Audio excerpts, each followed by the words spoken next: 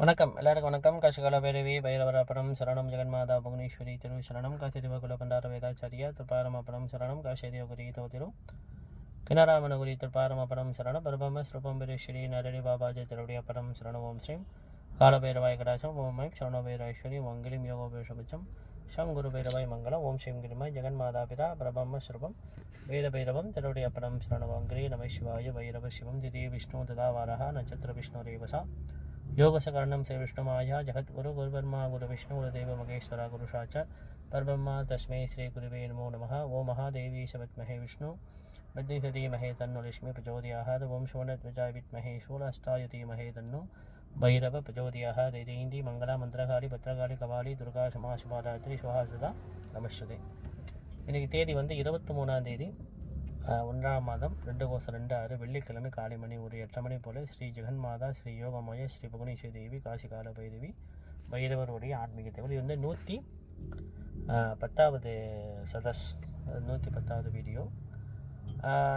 நாங்கள் வந்து 20ஆம் தேதி தான் நாங்கள் காசிலேருந்து வந்தோம். அதை பற்றி நான் கொஞ்சம் விளக்கம் கொடுத்துருந்தேன். காசிக்கு நம்ம எங்கே போடலாம், என்னென்ன வழிபாடுகள் செய்யணும், என்னென்ன மந்திர ஜபங்கள் பண்ணணும், எந்தெந்த கோயில் சிறந்தது, அது விஸ்வநாதர் கோயில் காலபைரவர் கோயில் இப்படி ரொம்ப சிறந்தது. அந்த மாதிரி கோயிலுக்கெல்லாம் காசிக்கு கண்டிப்பாக புவனேஸ்வர பைரவ வழிபாடு செய்கிறவங்களுக்கு கண்டிப்பாக ஒரு யோகம் வரும். காசிக்கு போய் அங்கே போய் பைரவ தரிசனம் பண்ணுறதுக்கும் விஸ்வநாதர் தரிசனம் பண்ணுறதுக்கும் எல்லாரும் நிறைய காசியில் வந்து நிறைய கோயில் இருக்குது. ஆனால் சின்ன சின்ன கோயில் தான் இருக்குது. விஸ்வநாதர் கோயில் மட்டும் தான் கொஞ்சம் பெரிதாக இருக்கும். மற்ற எல்லா கோயிலும் சிறிதாக தான் இருக்கும். காலபைரவர் கோயில் வீடு மாதிரி தான் இருக்கும். ஆனால் ரொம்ப சக்தி. நீங்கள் அந்த கோயிலுக்கு காலபைரவர் கோயிலுக்கு நீங்கள் போகினீங்கன்னு சொன்னால் கண்டிப்பாக காலையில் 4 மணிக்கு அபிஷேகம் எடுங்க. ஏன்னா நீங்கள் பகலில் நீங்கள் எடுத்திங்கன்னா ரொம்ப வந்து கூட்டம் அதிகமாக இருக்குது. இப்போ முன்ன மாதிரி இல்லை. காலபைரவர் கோயில் வந்து எல்லா கோயிலை விட விஸ்வநாதர் கோயிலை விட காலபைரவர் கோயிலுக்கு கூட்டங்கள் ரொம்ப அதிகமாக இருக்குது. அதனால் அங்கே உள்ள பண்டிட் என்ன சொன்னாருன்னா, குருக்கள்லாம் பண்டிட் சொல்லுவாங்க. பண்டிட் என்ன சொன்னாருன்னா, விடிய காலையில் அபிஷேகம் எடுக்கலாம் 4 மணி, இல்லைன்னா உச்சி நேரம் இரவு 12 மணிக்கு மேலே ஒரு அபிஷேகம் எடுக்கலாம். இது எடுத்திங்கன்னா ஆள் கொஞ்சம் குறைவாக இருக்கும். நீங்கள் நல்லபடியாக வந்து தரிசனம் பண்ணிட்டு போகலான்ட்டு பண்டிட் சொன்னார் எங்கள்கிட்ட. அதனால் நீங்கள் இந்த ஆடியோ கேட்குறவங்க அனைவருக்கும் ஒரு வேண்டுகோள், இன்னைக்குனாலும் ஒரு நாள் எல்லோரும் காசி சேத்திரத்துக்கு மிதித்து அங்கே போயிட்டு நீங்கள் தரிசனம் பண்ணிவிட்டு பைரவர் தரிசனம் பண்ணிவிட்டு அங்கே நீங்கள் வந்து பைரவர் பூஜை பண்ணிவிட்டு அங்கே உங்கள் முன்னோர்களுக்கு சிராத்தமோ இல்லை தர்ப்பணமோ இல்லை வசதி இந்த யாகமும் கண்டிப்பாக நீங்கள் செஞ்சுட்டு வரணும். அது என்னோட ஆசீர்வாதம்.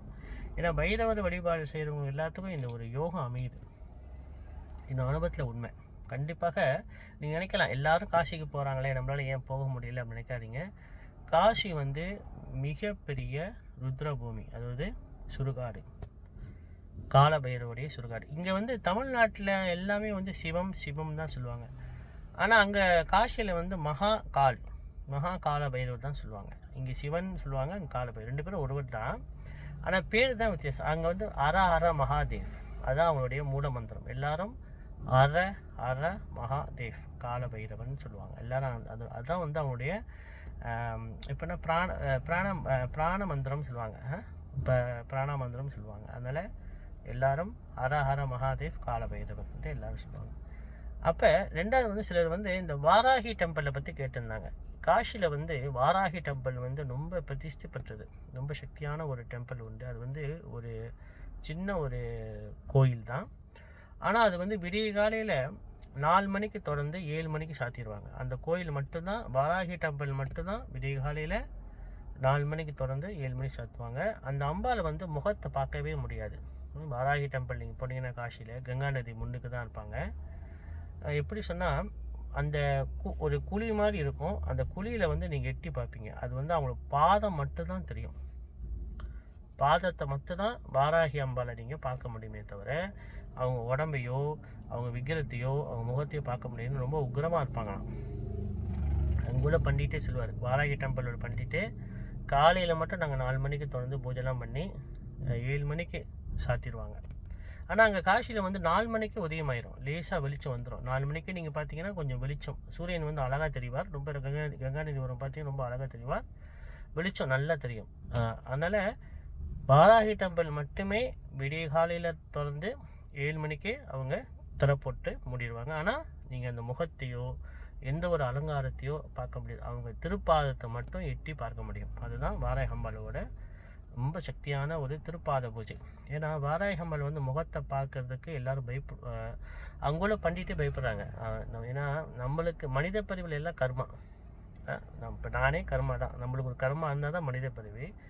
இந்த கர்மாவை வைத்துக்கிட்டு நம்ம வந்து வாராகி அம்பாளை வந்து நம்ம வந்து பார்க்கக்கூடாதான் முகத்தை. ஏன்னா திடீர்னு நம்மளை வந்து தண்டனை தோஷம் ஏற்படும், திடீர்னு அடிச்சிருவாங்கன்னு சொல்லி அவங்கள பண்ணிகிட்டே சொல்கிறாங்க. ஏன்னா மனித பிரிவில் நம்ம சில கர்மானா நம்மளுக்கு வந்து போராமல் இருக்கலாம், புச்சிருப்பு இருக்கலாம், சில பேர் வந்து வண்ணம் இருக்கலாம். வண்ணம்னா ஒரு ஒரு பகை இருக்கலாம்.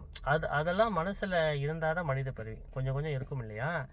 அந்த மாதிரி மனித பிறவி வைத்து கொண்டு நம்ம வாராகி அம்பாளை வந்து முகத்தை பார்க்கக்கூடாது அப்படின்ட்டு காட்சி சேத்திரத்தோடைய சரித்திரம், காட்சி சேத்திரத்தில் உள்ள பக்தி அது. அதாவது வாராகி அம்பாளை மட்டுமே திருப்பாத தரிசனம் மட்டுமே பண்ணணும். அப்படி ஒரு சக்தி அங்கே வரும். ஏன்னா வாராகி பக்தர்கள் ரொம்ப பேர் மலேசியாவில் இருக்காங்க. அப்போ அவங்க கேட்க நான் சொல்லியிருந்தேன், வாராகி அம்பாள் கண்டிப்பாக தரிசனத்துக்கு போங்க, ஆனால் அங்கே முகத்தை பார்க்க விட மாட்டாங்க.